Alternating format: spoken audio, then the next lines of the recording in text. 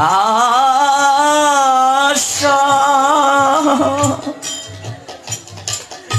ও কৃষ্ণ নামেতে দেওনে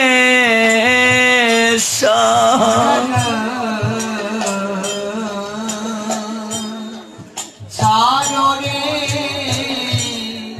সংসারে আশা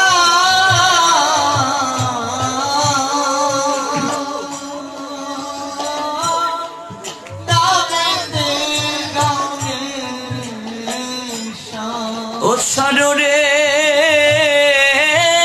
সংসারে আশা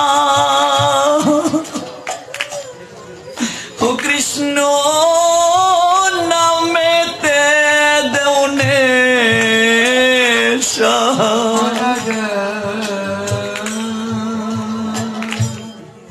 সাররে সংসারে আশা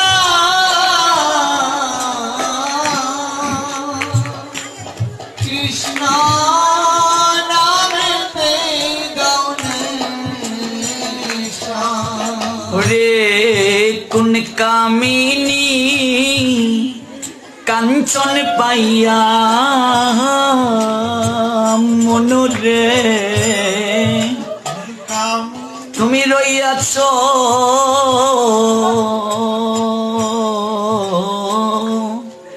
কামেতে মজিয়া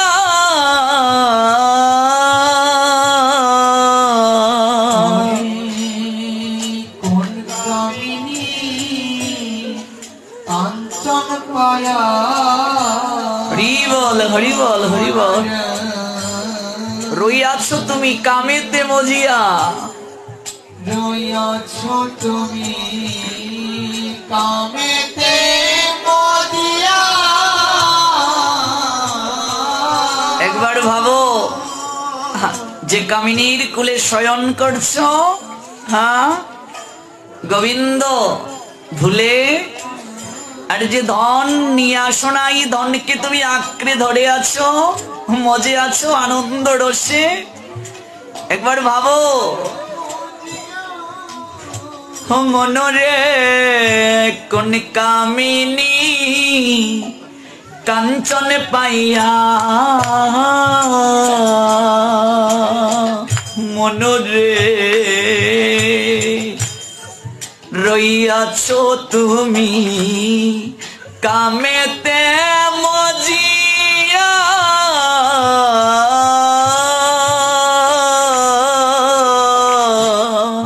কোন কামিনী কাঞ্চন পায়া হরি বল হরি বল রইয়াছ তুমি কামেতে মজিয়া ওই রে শেষের দিনে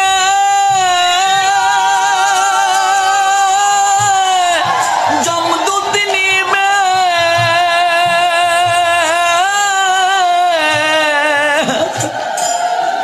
হাতে পায় বান্দি রে মন শেষের দিনে যমদূত নিবে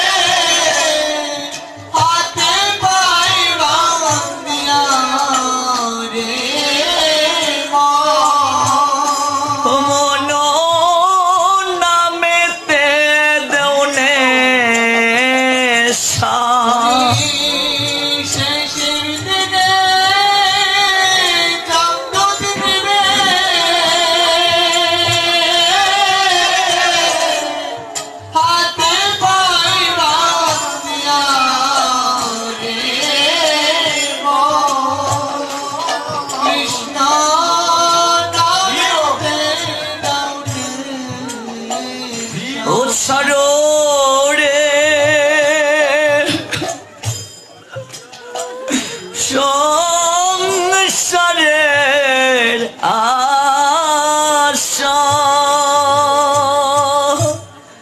কৃষ্ণ নামেতে দেওনে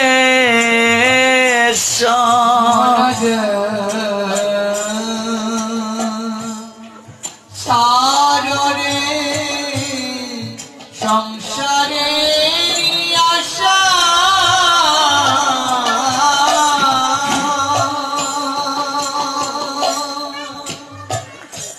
কৃষ্ণ নামেতে দেওনে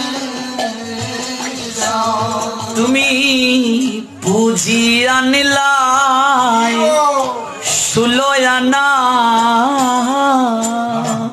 মনোরে লাভ করিবে দুনা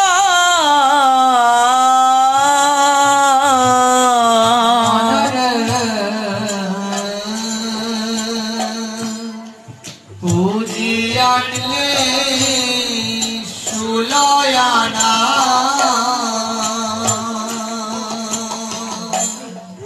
লাভ করিবার আশে ও মনোরে পুজি আনলে তুমি সুলয়ানা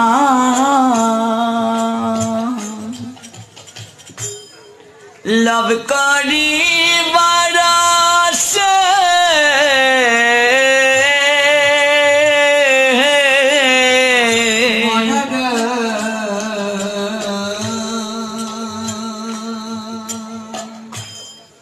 পুজি আনলে সুলয়ানা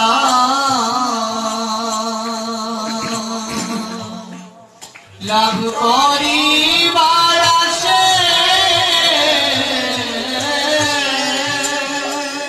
ও তোমার আসলে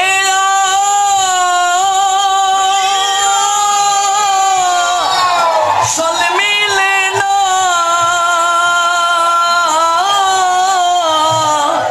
মাজন বুঝাইবে কি দিয়া রে মন আসলে আসল মিলে না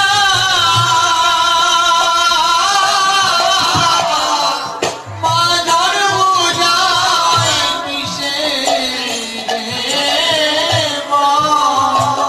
ও তোমার আসলে আসল মিলে না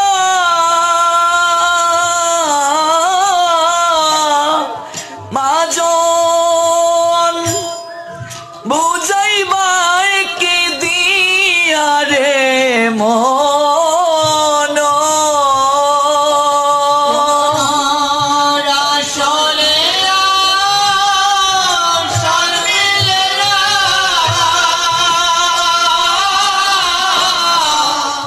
মাঝার বুঝায়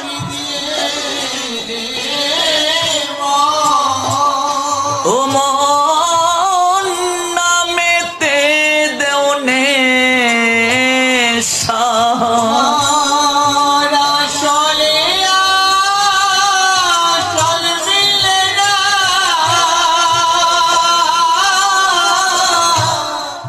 মাঝার বুঝায় কিসে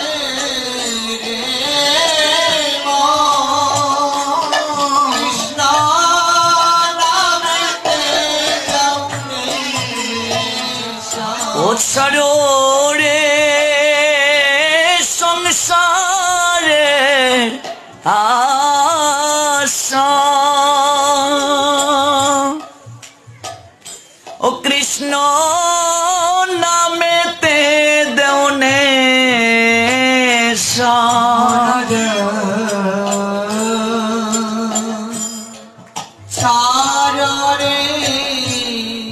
সংসারে আশা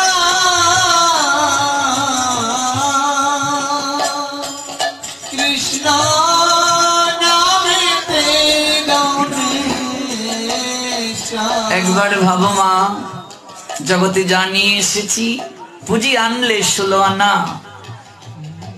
লাভ করবে বলে। গোবিন্দ কত জনম গেলাম, ঘুরলাম, কোন জনমে তোমার কৃপা প্রাপ্তির যথাযথ সুযোগ নেই।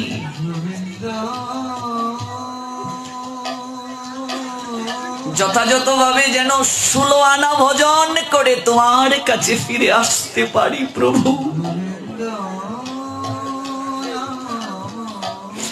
কিন্তু যা নিয়ে আসলাম সব কামিনীর ভান্ডারে দিয়ে দেহ সম্পদ ব্যয় করলাম, ভক্তি সম্পদ ব্যয় করলাম, প্রেম সম্পদ ব্যয় করে আজ ভিখারি হয়ে গেলাম।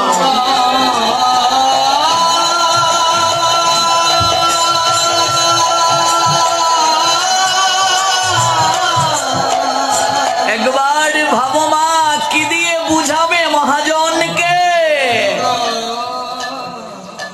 ভবের গাতি কি বলবে মা? কি সম্বল করেছো যাওয়ার? কি সম্বল হলো গো? ঘাটের সম্বল কি? আসলে আসল মিলে না মহাজন, বুঝাইব কি দিয়া?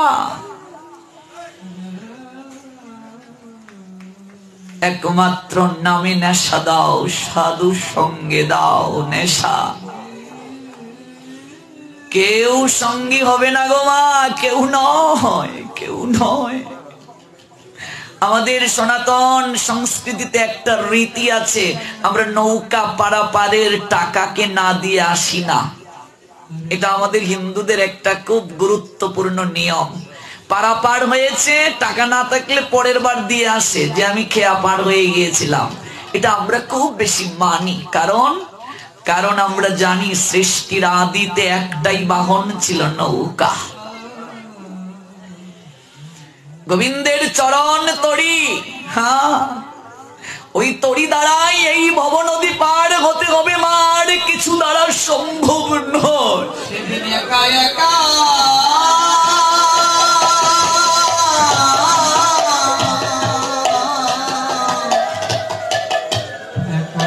যেতে হবে। পাড়ের সম্বল যদি না থাকে, ওই কালের করাল তরিতে সেদিন আমি তুমি উঠতে পারবো না। আমাদের এলাকায় একজন মারা গিয়েছিলেন, ছোটবেলার কথা।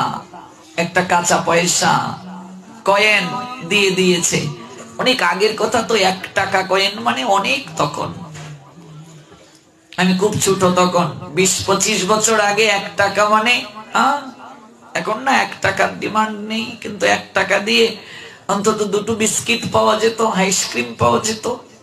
আমরা নিজেরাও তখন খেয়েছি ছোটবেলা। মাকে বললাম, ও মা, ওই টাকাটা কেন দিয়ে দিচ্ছে গো? মা বলছেন, এটা খেয়া পারাপারের জন্য। ও মা, এ কেমন কথা গো? ওই টাকা দিয়ে কি করে খেয়া পারাপার হবে? এটা তো শ্মশানেই পড়ে থাকবে। তখন আর বুঝিনি যে কয়েন দ্বারা কখনো ভবের ঘাটের, কখনো কড়ি দিয়ে পার হয় না গো মা। এটা একটা প্রতীক মা, প্রতীক। এই কড়ি মানে একমাত্র নামের কড়ি, নামে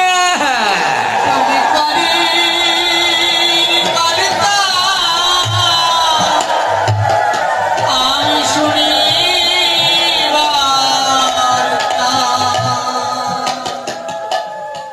বলো বলো কোন দিন পার করিবে?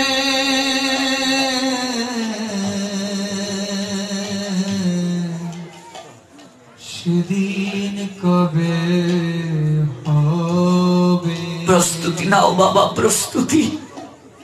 প্রতিদিন প্রস্তুতি নিতে হবে।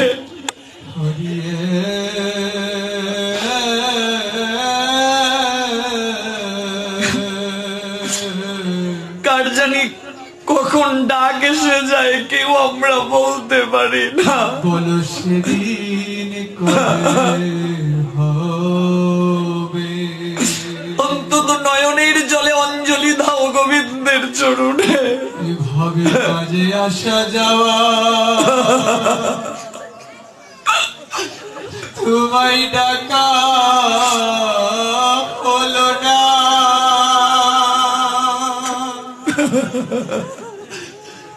যা বলবো বলে এসেছিলাম, আমাদের বলা হলো না। তুমি পারি করতা আমি শুনি বার্তা,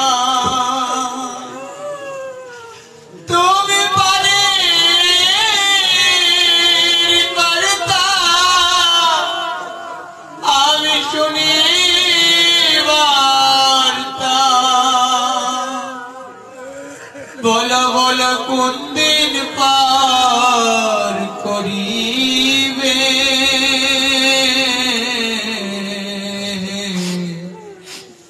আমার সেদিন কবে হবে। প্রতিদিন মৃত্যুর জন্য প্রস্তুতি নিতে ভাগবত বলছে বাবা।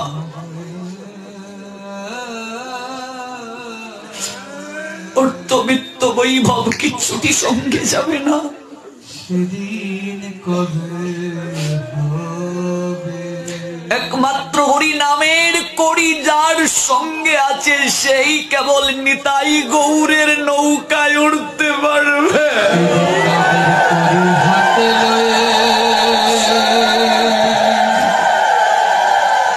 একা যেতে হবে, সেদিন বন্ধু বান্ধব আপন স্বজন কেউ না সাথে যাবে। অন্ধকার একটা জগৎ বাবা, অন্ধকার জগৎ। ভাই বন্ধু আত্মীয় জন আমায় তোমায় ঘিরে থাকবে, কেউ দেখবে না। সেদিন কোথায় যাবে প্রাণ পাখিটা বের হয়ে? সেদিন প্রাণ পাখি পালকে উড়বে, হরিবল হরিবল। সেদিন প্রাণ পাখি পালকে উড়বে, কেউ না তাকে দেখিবে,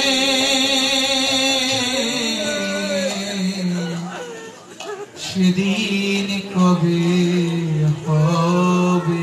করুণাময় শ্রী গোবিন্দ নয়নের জলে তাকে ডাকলে তিনি কখনো কৃপা না করে থাকতে পারেন না।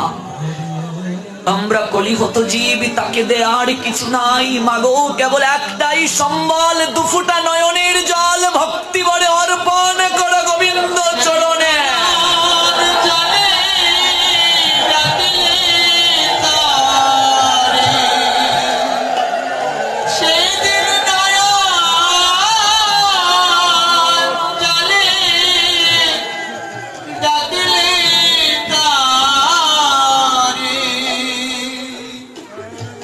রহিতে না পারে, সেদিন কবে হবে। হরিয়ে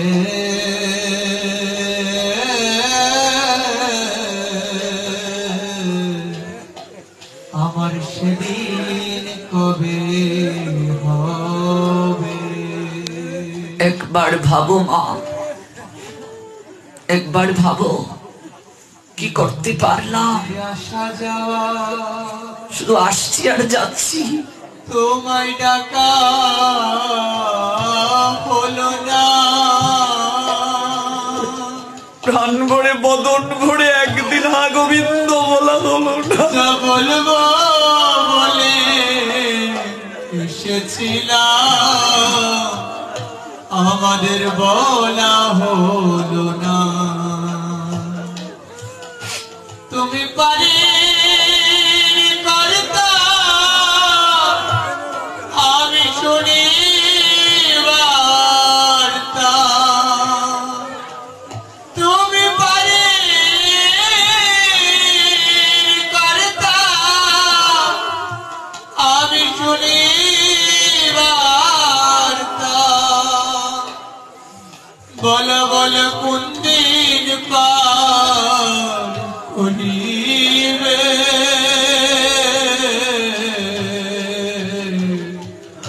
সেদিন কবে পাবে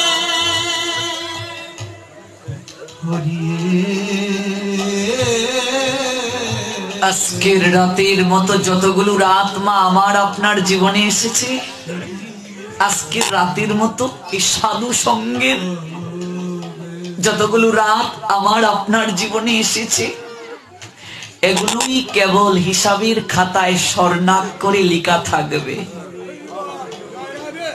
এমনকি আজকের রাতটাও চিত্রগুপ্তের খাতায় লেখা হয়ে গিয়েছে বাবা।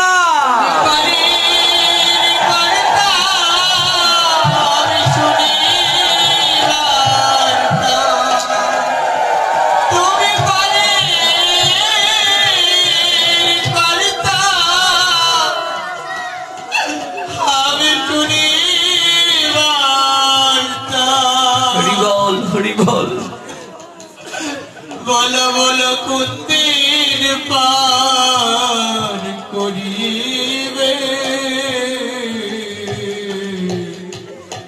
আমার সেদিন কবে হবে। প্রেমময় শ্রী গৌর হরি আমাদের সবাইকে কৃপা করুন, যেন তার নামটা নিয়ে জগৎ থেকে যেতে পারি, যেন সুস্থ শরীরে কারো বোঝা না হয়ে গো মা, এ রথ কারো অচল না হয়ে যেন গোবিন্দের নামটা নিয়ে যেতে পারি। এজন্যই সাধু সঙ্গ করা, এজন্যই ভাগবত শ্রবণ করা, এজন্যই ভাগবতের এত প্রয়োজনীয়তা, এই জন্য আত্মজ্ঞান জাগ্রত হওয়ার জন্য এত প্রচেষ্টা। এই জন্যই তো ভাগবত নিয়ত শ্রবণ করো। একমাত্র ভাগবতী চেতনা পরিবর্তন করবে, হৃদয়ের ময়লা পরিষ্কার করবে। আর যারা বুঝতে পেরেছে, অনুভব হয়েছে, তারা এই মায়া প্রপঞ্চময় সংসারকে এত আঁকড়ে ধরে না। সংসার থেকে পালিয়ে যাওয়ার উপায় নাই, তাই জলে নৌকা যেভাবে থাকে তারা সেভাবে থাকে। নৌকায় জল ঢুকলে যেমন নৌকা জলে ডুবে যায়, তেমনি সংসারকে ভেতরে প্রবেশ করালেও সংসার সমুদ্রে ডুবে যাওয়ার সম্ভাবনা থাকে। নৌকায় জল ঢুকলে যেমন সেচ দেয়া হয়, ওই সাধু সঙ্গে এসে তারা মায়ার জলকে সেচ দেয়।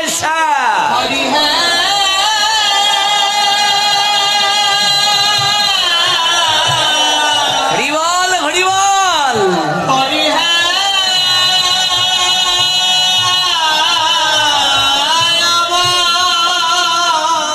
যে রূপের গৌরবে, অর্থবিত্ত বৈভবের গৌরবে ধুন্দুলি মাটিতে পা রাখে নাই, আজ সংসারের বিষম যন্ত্রণায় রাতের আধারে ধুন্দুলি কুয়ার মাঝে লাফ দিল।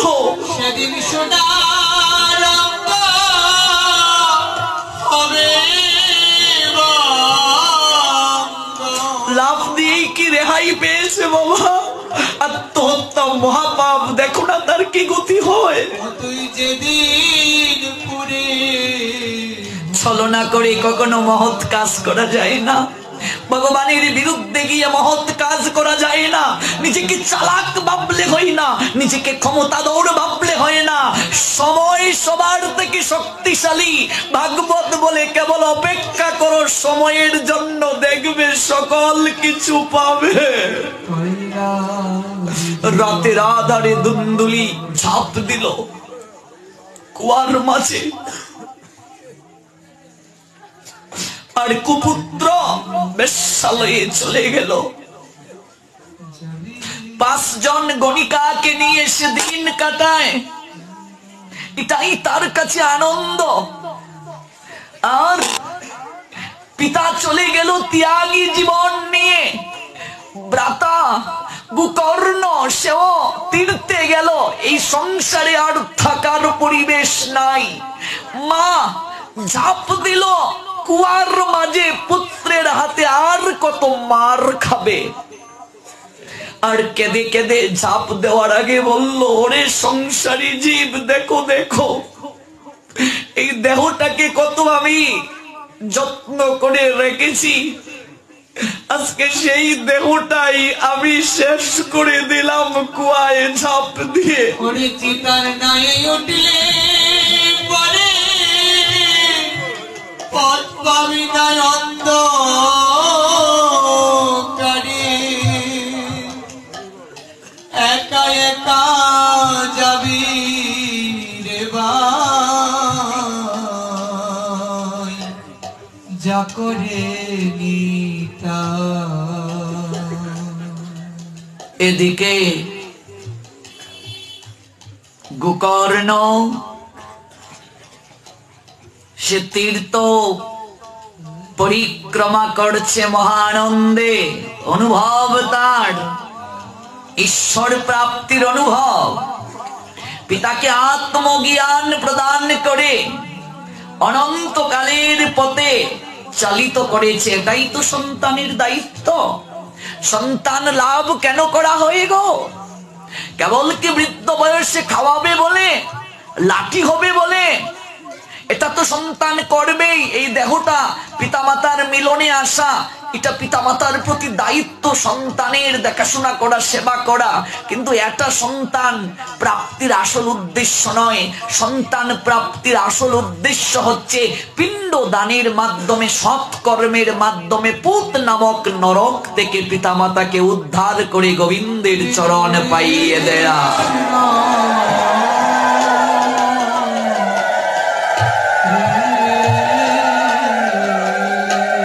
এটাই হচ্ছে আসল তত্ত্ব।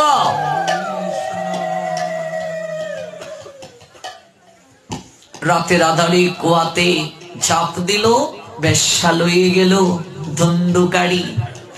যখন 5 জন পতিতা দেখতে পাচ্ছে আগের মতো আর অর্থ, স্বর্ণ, অলংকার কিছুই দিতে পারছে না, কদিন তোমায় আদর করবে? এই জগৎ অনিত্য, যত দিতে পারবে আদর আছে, দিতে পারবে না তোমার কোনো মূল্য নাই।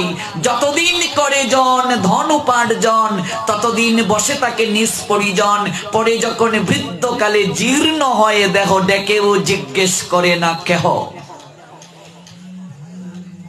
গণিকারা যখন চাপ দিচ্ছে, অবশেষে ধুন্দুকারী বাধ্য হয়ে চুরি করতে শুরু করলো অন্যের বাড়িতে, ডাকাতি করতে শুরু করলো।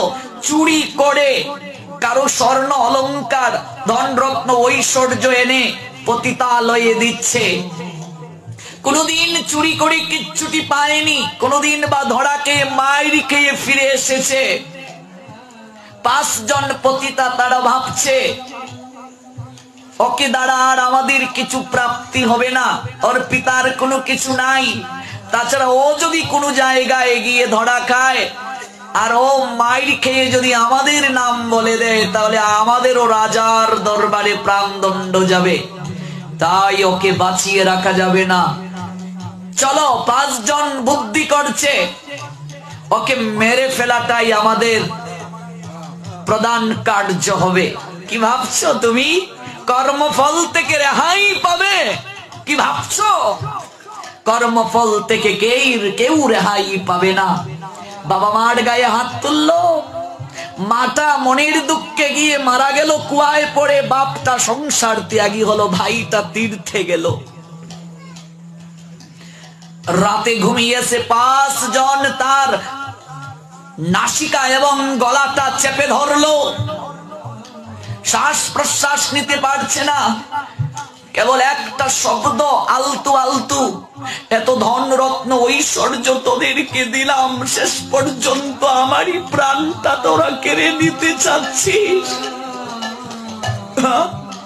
এজন্যই বুঝি তোদেরকে এত কিছু দিয়েছিলাম। ওরে, আজ কেন জানি মনে হচ্ছে আমার ভ্রাতা গোকর্ণের কথাই ঠিক। এই সংসারে স্বার্থ ব্যতীত কেউ কাউকে ভালোবাসে না রে।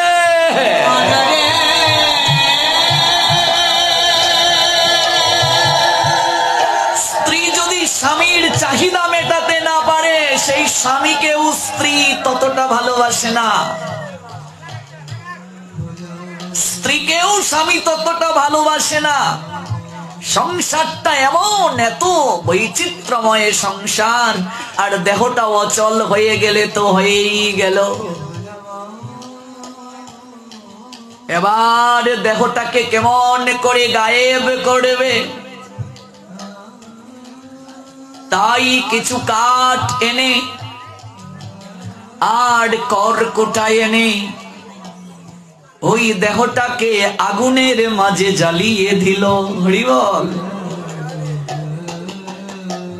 তেমন ভাবে মরেনি, কিছুটা প্রাণ রয়েছে। এরপরও জ্বলন্ত একটা কাষ্ঠ এনে ধুন্ধুকারীর মুখের মাঝে পুড়ে দিল। জ্বলন্ত কাঠ, আগুন দাউ দাউ করছে, মরেনি, গলা চেপে ধরেছে, একটু একটু প্রাণ রয়েছে। জ্বলন্ত একটা কাঠ এনে মুখের মাঝে পুড়িয়ে দিল,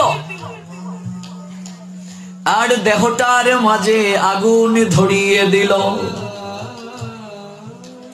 দেহটাকে রাতের মাঝেই গোপনে পুড়িয়ে দিতে হবে, নইলে রাজার দরবারে বিচার গেলে আমরা 5 জনেই প্রাণদণ্ড পাবো।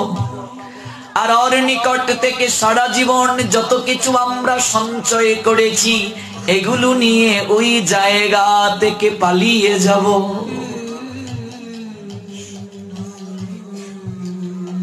হত্যা করে স্বর্ণ অর্থ অলঙ্কার দিয়ে অলক্ষিত স্থানে চলিয়ে যাওয়ার জন্য এই কার্য করলো 5 গণিকা। ধুন্ধুকারীর মুখে জ্বলন্ত কাষ্ঠ নিক্ষেপ করলো, তখন সে অগ্নির জ্বালায় বহু কষ্টে প্রাণটা ত্যাগ করলো।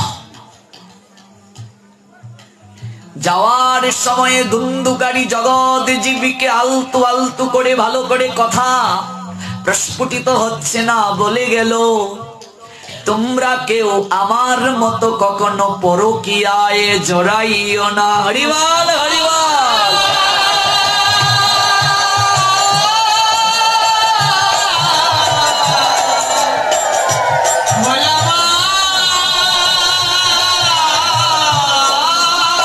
আর কেউ আমার মতো পিতামাতাকে অপমান করিও না, অবহেলা করিও না, গায়ে হাত তুলিও না।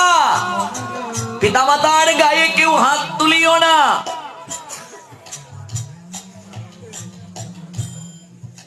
কি করবে? অর্ধ জ্বলন্ত দেহটাকে মাটি খুঁড়ে পুড়ে দিল, সম্পূর্ণটা পুড়ে নাই। আবার ভাবছে যদি এমন করে লাশটা জ্বলতে থাকে গন্ধ বের হবে, মানুষ আসবে, তাই কিছুটা পুড়ার পরই সঙ্গে সঙ্গে গর্ত করে 5 জন দেহটাকে ভেতরে পুড়ে দিল। অর্ধ জ্বলন্ত দেহটাকে মাটিতে পুড়ে দিয়ে যত স্বর্ণ অলঙ্কার আদি আছে সকল কিছুকে নিয়ে পালিয়ে গেল। ভাগবত জানিয়ে দিলেন, গণিকা স্ত্রীলোকের মধুর আলাপে কখনো মগ্ন হইও না রে মন। ওরা হলো কামিনী। মিন মানে মাছ। মাছ যেমন এমন করে খাবি কায়ে দেখবে, মাছটা কি করে মুখটা তুলে এমন করে চুষে চুষে তোমার সকল কিছুকে হরণ করবে।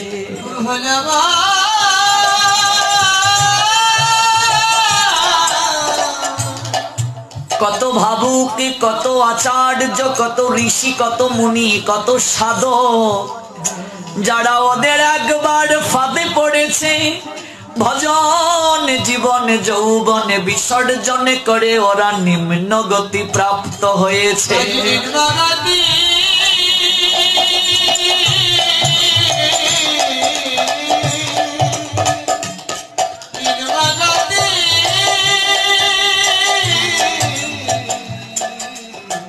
তাই সেই কামিনীকে যদি তুমি শয্যা সঙ্গিনী না বানিয়ে ভজন সঙ্গিনী করতে পারো, জীবনে তোমার ধন্য হবে,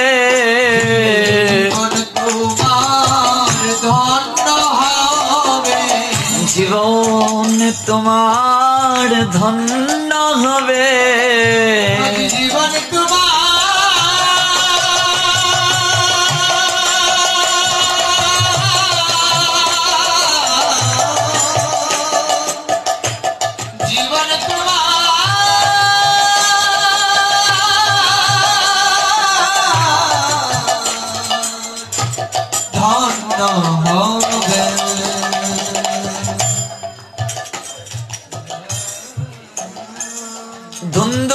কুয়ায় লাফ দিয়েছিল ধুন্ধুকারীর মা, আত্মহত্যা করে অপমৃত্যু হওয়ার কারণে সেই ধুন্দুলি প্রেত জুনি প্রাপ্ত হলো।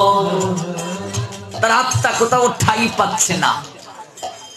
আত্মহত্যা মহাপাপ, কোনদিন কেউ এই কার্যটা করবে না, তাহলে কোথাও ঠাই পাবে না। ভগবানের বিধানকে লঙ্ঘন করা। সনাতনের কথা বলছিলাম না, সনাতন গোস্বামীর কথা, মাঝখানের লীলাটা, যে তিনি রথযাত্রায় গিয়েছেন নীলাচলে মহাপ্রভুর সঙ্গে সাক্ষাৎ করতে, সারা শরীরে কুণ্ডরসা হয়েছে, তাই ভাবলেন দেহটা রাখা উচিত হবে না।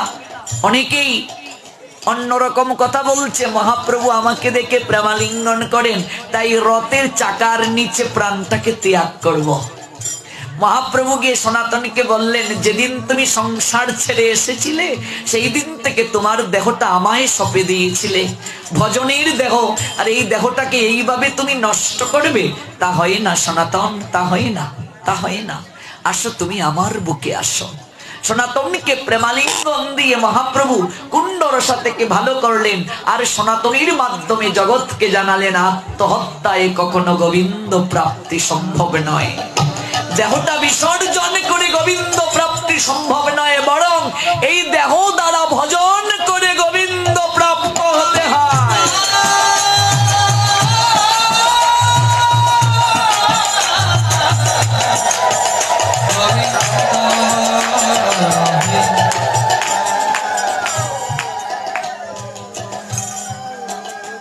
তো ধুন্ধুকারী ছেলেটা যাকে এমন করে পতিতারা মারলো, সেও প্রেত জুনি প্রাপ্ত হলো। হরি বল। ধুন্ধুকারী বায়ুরূপ ধারণ করে ক্ষুধা তৃষ্ণায় ব্যতীত হয়ে শীত গ্রীষ্মে বহু কষ্ট সহ্য করে নানা দিকে ধাবিত হতে লাগলো, কোথাও কোনো আশ্রয় পেল না। এদিকে তার ভাই তীর্থস্থানে নিজ গ্রামবাসীগণের মুখে জানতে পারলো এই পরিণতি হয়েছে, মাও কুয়ায় ডুব দিয়ে মরেছে, আর ধুন্ধুকারীর পতিতালয়ে মৃত্যু হয়েছে।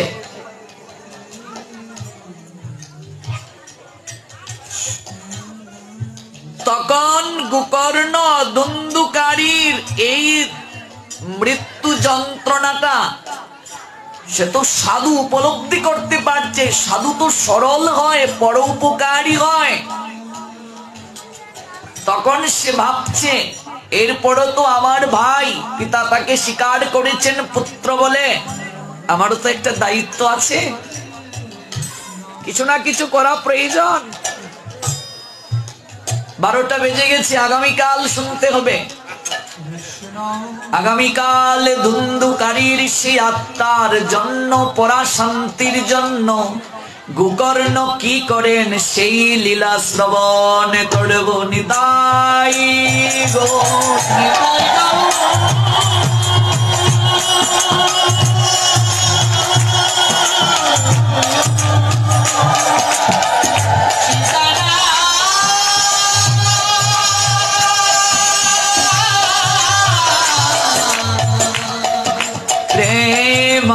प्रेमानंदे हरि वो